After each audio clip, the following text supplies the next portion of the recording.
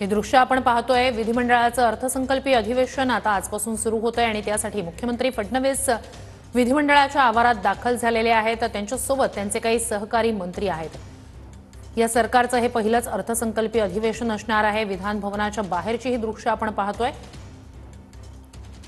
मुख्यतः दोन मंत्र्यांवर जे आरोप झालेले आहेत, एक मंत्र्यांच्या संदर्भात शिक्षा झालेली होती, त्यामुळे त्यांचा राजीनामा घेतला जातो का, दुसरे मुंडे असतील, यांच्याबाबत नेमका काय निर्णय होतोय। म्हणजे कोकाटे आणि मुंडे या दोघांच्या मुद्द्यावरून विरोधक आक्रमक झालेले असताना इतरही अनेक महत्त्वाचे मुद्दे ज्याच्यावरून विरोधक सरकारला घेरण्याची शक्यता असताना हे या सरकारचं पहिलं अर्थसंकल्पीय अधिवेशन आजपासून त्याला सुरुवात होते आणि मुख्यमंत्र्यांचं विधान भवनाच्या आवारात स्वागत केलं जात आहे। मुख्यमंत्री देवेंद्र फडणवीस विधान भवनात दाखल झालेले आहेत। आपल्या काही सहकारी मंत्र्यांसह मुख्यमंत्री फडणवीस हे विधिमंडळ अधिवेशनासाठी सध्या विधान भवनात दाखल झाल्याची ही दृश्य आपण पाहतोय।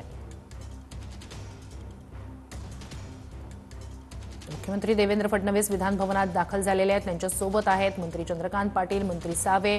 आता विरोधक वेगवेगळ्या मुद्द्यांवरून सरकारला अधिवेशनात घेरण्याची शक्यता असतानाच आता आज अर्थसंकल्पीय अधिवेशनाची या सरकारच्या पहिल्या अर्थसंकल्पीय अधिवेशनाची सुरुवात होते। तर आता आज अर्थसंकल्पीय अधिवेशनाची सुरुवात ही नेहमीप्रमाणे विधान भवनाच्या प्रांगणात असलेल्या छत्रपती शिवरायांच्या पुतळ्याला पुष्पहार अर्पण करून केली जाणार आहे। या ठिकाणी आपण पाहतोय उपमुख्यमंत्री अजित पवार जे आहेत ते या छत्रपती शिवरायांच्या पुतळ्याच्या चौथऱ्यावर दाखल झालेले आहेत। तर त्यांच्या हस्ते पुष्पहार अर्पण करून छत्रपती शिवरायांच्या पुतळ्याला पुष्पहार या ठिकाणी अर्पण केला जाईल। उपमुख्यमंत्री अजित पवार या ठिकाणी दृश्यांमध्ये आपण पाहतोय। इतरही मंत्री सध्या या पुतळ्याच्या चौथऱ्याच्या परिसरात पोहोचलेले आहेत। मुख्यमंत्री सुद्धा विधान भवनात दाखल झालेले आहेत आणि थोड्याच वेळात या ठिकाणी मुख्यमंत्र्यांचं सुद्धा आगमन होईल। तर अधिवेशनाची सुरुवात करण्याआधीची ही परंपरा आहे। छत्रपती शिवरायांचा हा विधानसभा भवनाच्या प्रांगणातला पुतळा आहे आणि या पुतळ्याला पुष्पहार अर्पण केले जाईल। छत्रपती शिवरायांना अभिवादन केलं जाईल आणि मगच अर्थसंकल्पीय अधिवेशनाला सुरुवात होईल। उपमुख्यमंत्री अजित पवार या ठिकाणी पोहोचलेले आहेत। मुख्यमंत्री सुद्धा विधान भवन परिसरात दाखल झालेले, थोड्याच वेळात ते सुद्धा या ठिकाणी येतील आणि त्यांच्या हस्ते छत्रपती शिवरायांच्या पुतळ्याला पुष्पहार अर्पण केला जाईल। सगळे मंत्री सध्या मुख्यमंत्र्यांची या ठिकाणी येण्याची वाट पाहतायत। राज्य सरकारचं या महायुती सरकारचं हे पहिलंच अर्थसंकल्पीय अधिवेशन असणार आहे। अर्थसंकल्प सादर केला जाणार आहे। काय कोणत्या घटकांना कशी तरतूद केली जाते याकडे लक्ष असेल। विशेषतः लाडक्या बहिणींचा जो निधीत वाढ करण्याबाबत आश्वासन सरकारकडून देण्यात आलेलं होतं, त्याबाबत नेमका निर्णय याच अर्थसंकल्पीय अधिवेशनात बजेट दरम्यान केला जातोय का, त्याच्यासाठीची किती आणि कशी तरतूद असणार आहे, शेतकऱ्यांचे मुद्दे असतील त्याबाबत नेमकं सरकार काय निर्णय घेत आहे, कर्जमाफी संदर्भात जी मागणी केली होती, जे आश्वासन खरं तर सरकारकडनं देण्यात आलेलं होतं ते होणार आहे का, त्या व्यतिरिक्त ही दृश्य आपण पाहतोय। मुख्यमंत्री सध्या आता छत्रपती शिवरायांच्या पुतळ्याला पुष्पहार अर्पण करण्यासाठी दाखल झालेले आहेत। सगळे मंत्री या सरकारमधले या ठिकाणी उपस्थित आहेत। मुख्यमंत्र्यांच्या हस्ते छत्रपती शिवरायांच्या पुतळ्याला पुष्पहार अर्पण केला जाईल। अर्थसंकल्पीय अधिवेशनाची आज सुरुवात होतीये आणि त्याआधीची ही एक प्रथा परंपरा आपल्याला म्हणता येईल। छत्रपती शिवरायांचा हा पुतळा आहे विधान भवनाच्या प्रांगणातला।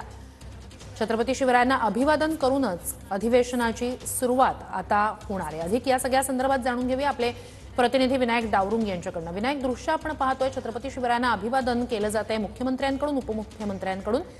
आज अधिवेशनाचा पहिला दिवस, आज अधिवेशनाचा पहिला दिवस आहे। अर्थसंकल्पीय अधिवेशन आजपासून सुरू होईल। राज्याचा अर्थसंकल्प जे आहे ते 10 तारखेला मांडलं जाणार आहे। त्याआधी आजचा पहिला दिवस आहे। प्रथेनुसार छत्रपती शिवाजी महाराजांच्या प्रतिमेला पुष्पहार अर्पण करण्यासाठी राज्याचे मुख्यमंत्री आणि दोन्ही उपमुख्यमंत्री, मंत्रिमंडळातले काही सदस्य या ठिकाणी दाखल झालेले आहेत।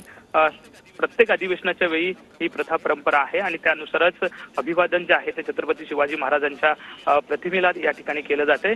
थोड्याच वेळात बजेट अधिवेशन जे आहे ला सुरुवात होणार आहे। सुरुवातीला राज्यपालांचं अभिभाषण जे आहे ते होईल आणि त्यानंतर शोक प्रस्ताव जो आहे तो मांडला जाईल। आजचा दिवस हा छोटासा कार्यकालाचा दिवस असतो, कारण शोकप्रस्तावानंतर कामकाज होत नाही. पण आपण जर पाहिलं तर आर्थिक बजेट जो आहे तो राज्याचा मांडला जाणार आहे. या बजेटमध्ये नेमकं राज्य सरकार काय जनतेला देणार हे महत्त्वाचं असणार आहे. कारण आपण जर पाहिलं तर अनेक योजना आहेत, या योजना तशा सुरू राहणार का? लाडकी बहीण योजना सगळ्या प्रामुख्यानं राज्य सरकारच्या जी एक सरकार आणण्यासाठी हिताची ठरली होती, ती लाडकी बहीण योजना कशा पद्धतीने पुढील काळात सुरू राहणार, त्याचा हाता जो आहे तो वाढवला जाईल असं निवडणुकीच्या काळात आश्वासन जे आहे ते राज्य सरकार या सगळ्या माहितीने दिलेलं होतं. त्यामुळे आता सरकार आल्यानंतर लाडक्या बहिणीचा हप्ता वाढणार का? कारण अनेक यातल्या पात्र ज्या महिला आहेत त्यांना अपात्र जे आहे ते केलं गेलेलं पाहायला मिळते. त्यामुळे अनेक मुद्दे जे आहेत त्याचप्रमाणे आपण जर पाहिलं तर धनंजय मुंडे आणि त्याचप्रमाणे माणिकराव कोकाटे यांचा राजीनामा घेण्यासाठी विरोधक आक्रमक जे आहेत ते असतील, त्यावरती सरकार नेमकी काय भूमिका मांडणार? राज्यातल्या शेतकऱ्यांबाबत अनेक प्रश्न जे आहेत ते प्रलंबित आहेत, त्याबाबत सरकार या अधिवेशनात काय मोठी भूमिका मांडणार, हे सगळ्या गोष्टी ज्या आहेत ते बघायच्या आहेत. आणि आर्थिक बजेट जे आहे ते मांडलं जाईल त्यामध्ये भरघोस असं राज्यातल्या जनतेला काय नेमकं गिफ्ट महायुतीचं सरकार देतं. कारण मॅन्डेट महायुतीला मोठ्या प्रमाणात आता मिळालेलं आहे. एक हाती मॅन्डेट आपल्याला पाहायला मिळतंय. त्यामुळे जनतेची अपेक्षा सुद्धा या सरकारकडनं आहे. त्यामुळे या बजेटमध्ये काय नेमकं मांडलं जाणार हे महत्त्वाचं आहे. पहिला दिवस आहे, पहिल्या दिवशी आता थोड्याच वेळात या संपूर्ण अधिवेशनाला पहिल्या दिवसाच्या सुरुवात होईल. नक्कीच ही अत्यंत महत्त्वाची घडामोड म्हणावी लागेल. विनायक, तुम्ही जे आता मुद्दे मांडलेत या सगळ्यात दोन मुद्दे महत्त्वाचे असतील. ते म्हणजे एकतर बजेटकडे लक्ष असेल जे मांडलं जात आहे त्याकडे विशेषतः, आणि दुसरं मुंडे आणि कोकाटे यांच्या संदर्भात नेमकं विरोधक आक्रमक असताना सरकार काही निर्णय घेत आहे का याकडे सुद्धा लक्ष असेल. या सगळ्याबाबतचे अपडेट्स तुमच्याकडनं घेत राहणार आहोतच. तूर्तास धन्यवाद विनायक, तुम्ही दिलेल्या संपूर्ण माहिती.